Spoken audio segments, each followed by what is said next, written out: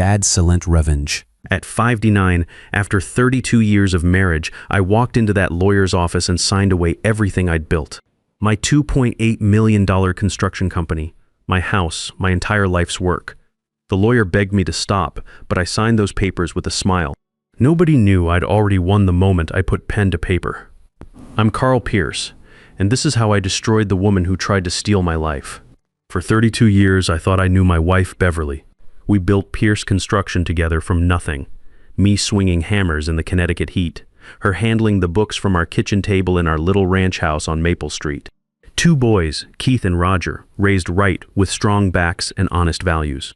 A business that grew from my beat-up Ford pickup to a fleet of trucks in a warehouse complex off Route 9. I was 59. Beverly was 56, and I figured we'd coast into retirement together in a few years. Shows how much I knew about the woman sleeping next to me. The sign started small last spring.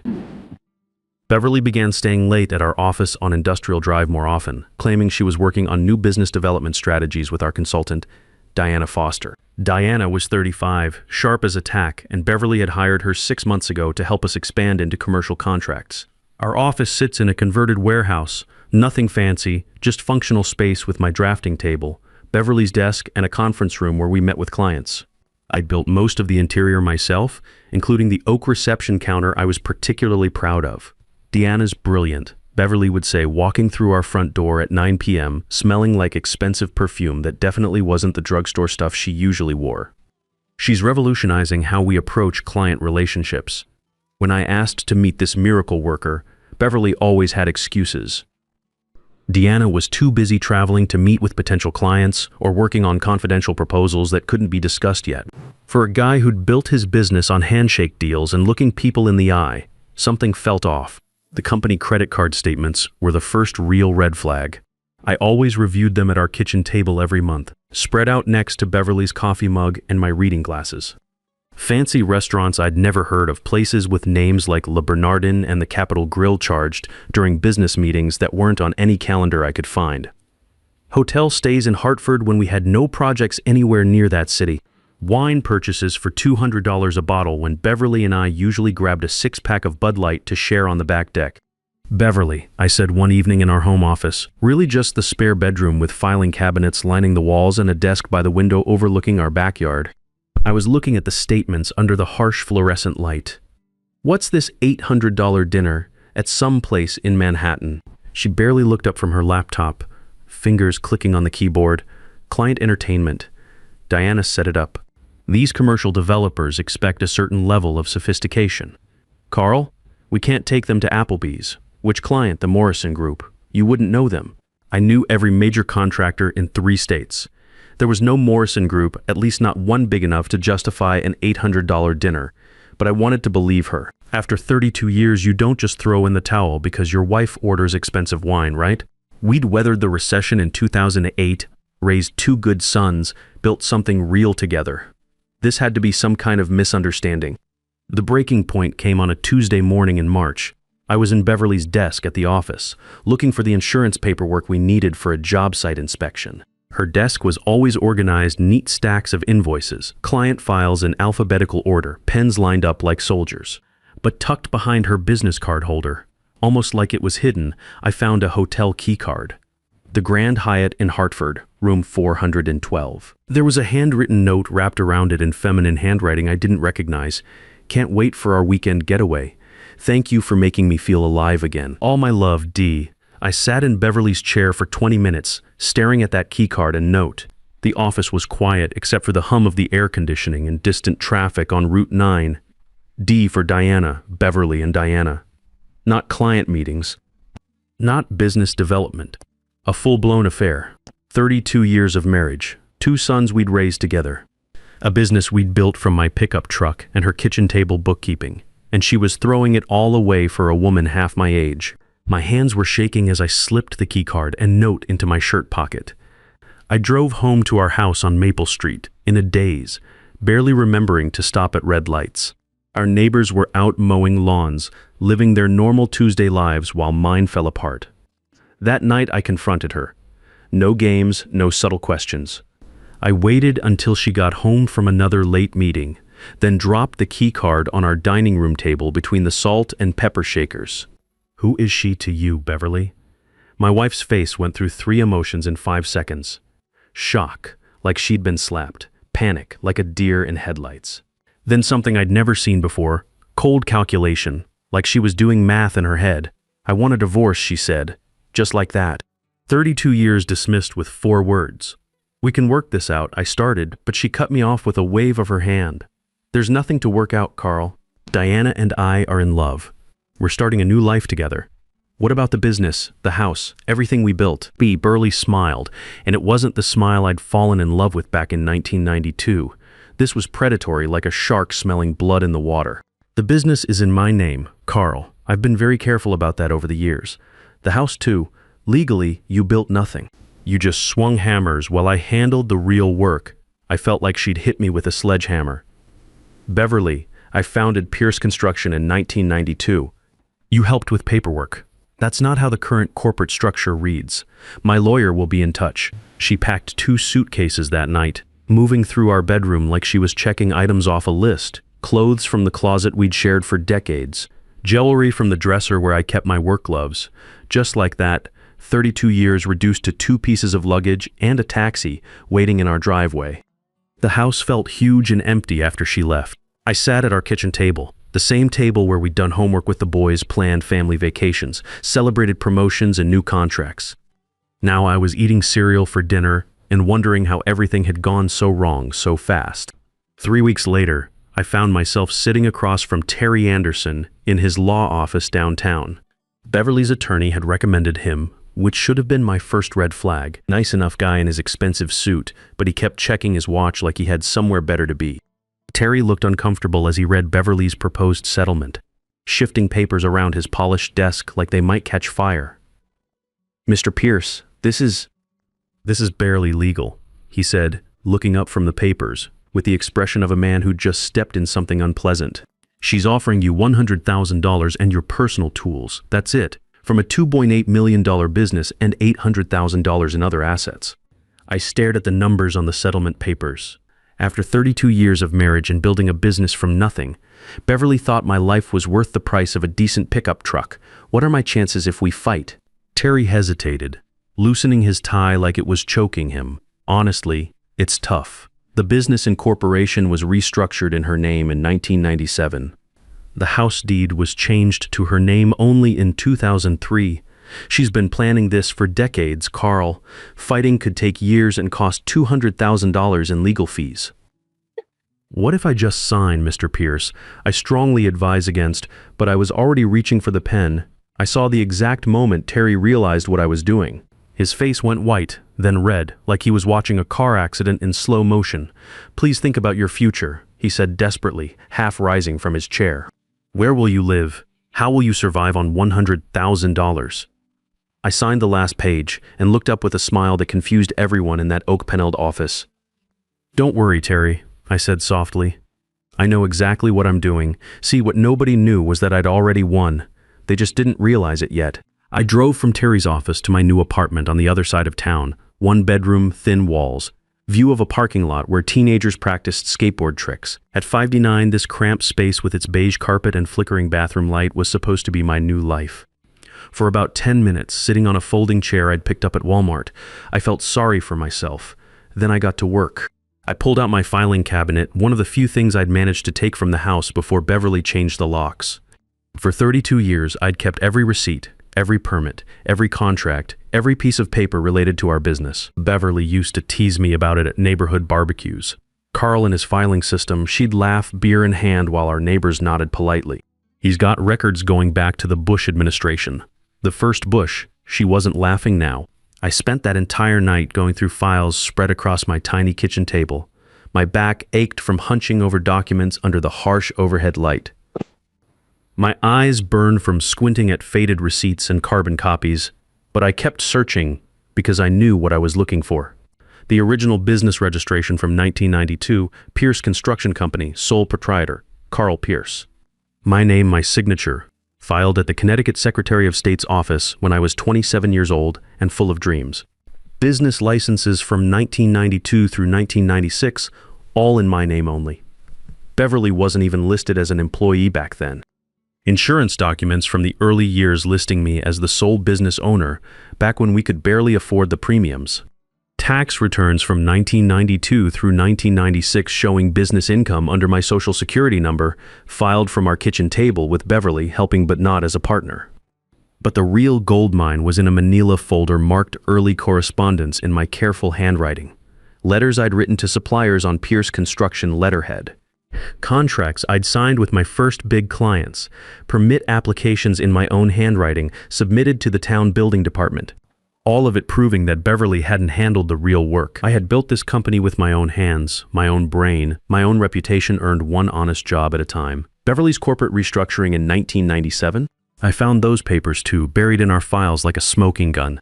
There was even a note from her lawyer about asset protection strategies and optimizing tax advantages for potential future scenarios.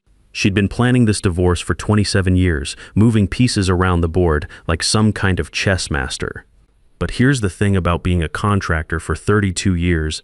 You learn to read the fine print. You learn that the devil's always in the details. Beverly's restructuring had one fatal flaw. She'd assumed I was too stupid to understand corporate law. She'd assumed that a guy who swung hammers for a living couldn't possibly outthink a woman with an associate's degree in business administration. She was dead wrong. The next morning, I called a different lawyer. Not Terry. He'd seen me sign those papers and would think I'd lost my mind completely. I needed someone who didn't know about my surrender, someone who could look at this mess with fresh eyes. Glenn Martinez had a reputation around Connecticut legal circles, expensive as hell, aggressive as a pit bull, and known for winning cases everyone else thought were hopeless. My son Keith had mentioned him once, said a buddy's dad had used him in a nasty divorce and walked away with everything. I'd like to schedule a consultation, I told his secretary from the phone in my cramped apartment kitchen. It's regarding a divorce settlement. Mr. Martinez's calendar is quite full, but we might have an opening next month. I have original business registration documents proving sole ownership of a $2.8 million company that my wife claims she built. I also have evidence she's been embezzling company funds for an affair, and I signed away everything yesterday, but the papers haven't been filed yet. There was a long pause. I could hear papers shuffling, maybe a calendar being flipped. Can you be here at 2:00 today? Glenn Martinez operated out of a corner office in a glass tower downtown, the kind of place that screamed expensive legal advice. He was in his 50s with steel gray hair and eyes that missed nothing, wearing a suit that probably cost more than most people's monthly rent. He listened while I explained everything: the affair, Beverly's threats, my signing of the documents the day before, and the cardboard box of evidence I'd lugged up from the parking garage. His office smelled like leather and coffee, with law books lining the walls and a view of the Connecticut River through floor-to-ceiling windows. Glenn spent over an hour going through my files without speaking, occasionally making notes on a yellow legal pad. Finally, he leaned back in his executive chair and looked at me like I was the most interesting thing he'd seen all week. "Carl, do you know what you've done?" My heart sank into my boots. Made the biggest mistake of my life? No. A slow smile crossed his face, the kind of expression a poker player gets when he realizes he's holding a royal flush. You've given yourself the perfect position. You signed under duress with inadequate representation and without full disclosure of marital assets. More importantly, you signed yesterday, but the papers haven't been filed yet. He tapped my original business registration with his expensive pen. When did they plan to file? Beverly's lawyer said next week. They needed to process everything properly. Perfect. He held up the faded document from 1992. This changes everything, and Beverly telling you the business was solely hers because you never contributed in front of witnesses. That's called fraudulent concealment, and judges hate it. Glenn leaned forward, his eyes sharp as a hawk's. "Carl, you haven't lost anything. You've laid a trap, and your wife walked right into it." Glenn Martinez didn't waste time or mince words. By the end of our 2-hour meeting, he'd outlined a strategy that made my head spin and my pulse quicken. "First, we file a motion to set aside the settlement," he explained, writing notes while he talked. "We'll claim duress, inadequate representation, and failure to disclose assets. But here's the key. We don't just defend. We attack. Attack how? We're filing for forensic accounting of the business. Every transaction for the past 10 years. If Beverly's been hiding money or using business funds for personal expenses, like those expensive dinners with Diana, we'll find every penny. He smiled like a shark. And based on what you've told me about hotel stays and jewelry purchases, I'd bet my law degree she's been treating your business account like her personal piggy bank. The next morning, Glenn filed the paperwork at the courthouse on Church Street. By noon, Beverly's lawyer, Nancy Williams, was on the phone, and Glenn's secretary could hear her shouting from across the office. She's furious. Glenn told me when he called my apartment that afternoon. Nancy wants to know why you retained new counsel and what you think you're doing. What did you tell her that my client has reconsidered the settlement after discovering evidence of asset concealment and marital fraud? I also informed her we'll be deposing Mrs. Pierce about the business finances and her relationship with Miss Diana Foster. I heard Glenn's chair creak as he leaned back. Oh, and Carl, I know everything now.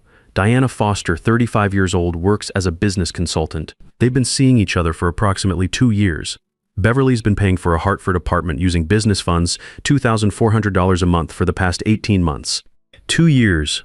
While I'd been planning our retirement, maybe a trip to see the Grand Canyon, Beverly had been building a whole separate life with a woman young enough to be our daughter. Are you all right? Glenn asked.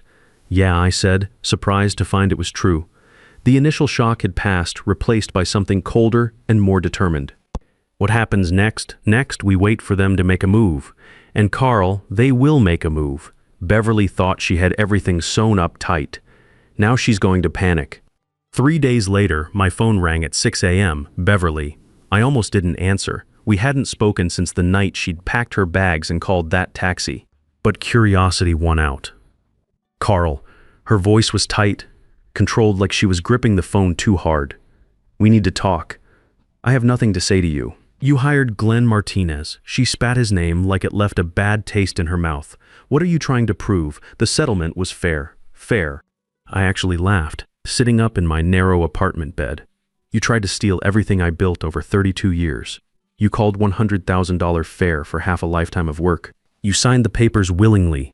I signed under duress with incomplete information. My new lawyer explained that to your lawyer, didn't he? Long silence on the other end. I could picture Beverly in that Hartford apartment I'd been paying for, probably pacing around expensive furniture bought with my money. Carl, you're 59 years old. Do you really want to spend your final working years in court fighting over money? We could resolve this amicably. Like you resolved our marriage amicably by having a 2-year affair with a woman young enough to be our daughter. I heard her sharp intake of breath. How did you— Never mind how. Beverly, be reasonable. The business is mine. I built it. We built it. I interrupted. I have the original registration papers from 1992. Pierce Construction Company owned by Carl Pierce. Remember that? Or have you conveniently forgotten? The silence stretched so long I thought she'd hung up. When Beverly finally spoke, her voice had lost its certainty. Those papers don't mean anything, she said. But I could hear the doubt creeping in. I restructured the business legally in 1997, after I'd worked there for 5 years as the owner. My lawyer is very interested in why you restructured it, and he's even more interested in the $320,000 you've been siphoning from business accounts to pay for your affair. You can't prove— I can prove everything, Beverly. I have 32 years of records. Every receipt, every bank statement, every document. You used to joke about my filing system at neighborhood barbecues. You're not laughing now, are you? Another long silence. When she spoke again, her voice was different. Harder. Desperate. You're making a mistake, Carl. You're going to regret this. The only thing I regret is trusting you. I hung up and sat in my apartment kitchen, hands still shaking, but not from fear anymore. It was adrenaline, the same feeling I got when framing a tricky roof or making a difficult measurement. I'd crossed the point of no return, and it felt like stepping into sunlight after months in shadow. The forensic accountant's report arrived 3 weeks later. Glenn called me to his office, and I could hear the satisfaction in his voice before I even walked through his door. Carl, your instincts were dead on. Beverly has been systematically embezzling from the business for years. He slid a thick document across his polished desk. Over the past 3 years alone, she's diverted approximately $320,000 to personal use, almost all of it related to her affair with Diana. I stared at the numbers laid out in neat columns. Hotel stays at the Grand Hyatt and other expensive places, restaurants I couldn't pronounce the names of, jewelry purchases from stores I'd never heard of, Even a car lease, a silver BMW registered in Diana's name, paid for monthly from our business account. She used our business, I said slowly, the full scope of the betrayal hitting me. The business we built together to fund her affair. Yes, and that's not all. She's also been undervaluing the business in her financial disclosures. She claimed it's worth $1.8 million to justify that insulting settlement offer. Our analysis suggests it's closer to $2.8 million. That afternoon, Glenn filed an amended complaint adding charges of financial fraud and misappropriation of marital assets. He also requested an emergency freeze on all business accounts until the matter was resolved. The response was immediate and vicious. At 8 p.m. that night, my son Keith called from his apartment across town. "Dad, Mom just called me. She's furious, saying terrible things about you, that you're trying to destroy her, that you're being vindictive and cruel. What do you think, son?" Keith was quiet for a moment. "I think she's scared, Dad. I remember you teaching me to frame walls when I was 12. I remember you up at 5 a.m. every day, for 32 years, building that business from nothing. Whatever she's claiming now, I know the truth." His brother Roger called an hour later with similar news. Both my boys were standing with me, and that meant more than any amount of money ever could. The trial began on a cold December morning at the Superior Courthouse on Church Street. I sat beside Glenn at the plaintiff's table, watching Beverly and Nancy Williams enter the courtroom. Deanna wasn't there. She'd been subpoenaed to testify later in the week, and from what Glenn had told me, she was nervous about what that might mean for her cozy setup. Judge Helen Parker presided, a woman in her 60s with sharp eyes and a reputation for not tolerating nonsense. The courtroom smelled like old wood and floor wax, with high ceilings that made every sound echo. Nancy started with her opening statement, painting Beverly as the business-minded partner who'd managed Pierce Construction, while I focused on manual labor and field operations. Then Glenn stood up, straightening his tie with the confidence of a man holding all the aces. "Your Honor, this is a case about theft. Not just of money, but of credit and recognition. The evidence will show that Carl Pierce didn't just swing hammers.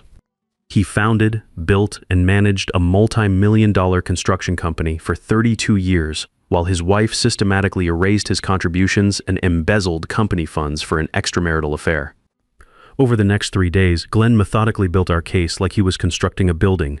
Foundation first, then walls, then roof. He presented the original 1992 business registration, the permits and licenses in my name, the correspondence proving my role as company founder and manager. My former supervisor from the early days, now 78 years old and walking with a cane, testified about my reputation in the construction community.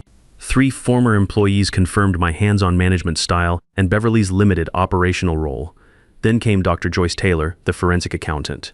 She walked Judge Parker through Beverly's financial irregularities with devastating precision, pointing to charts and graphs projected on a screen that made the theft impossible to deny.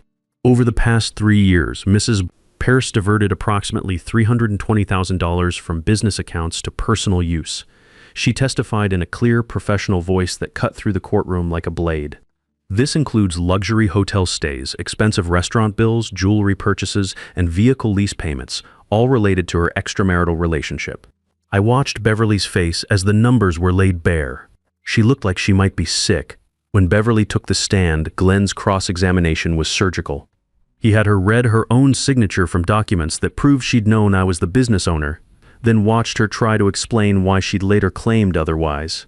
"Mrs. Pierce, you co-signed this business loan in 1994 as spouse of business owner, correct?" "Yes, but, and this permit application from 1996, where you signed as wife of contractor, were you lying then, or are you lying now?" Judge Parker delivered her ruling on a Friday afternoon. The courtroom was packed. Keith and Roger sat behind me, along with several current and former employees who'd taken time off work to support me. "This is one of the clearest cases of marital fraud I've encountered," Judge Parker said, her voice carrying clearly through the silent courtroom. "The evidence overwhelmingly shows that Carl Pierce founded and built Pierce Construction Company, while Beverly Pierce attempted to steal credit for his life's work."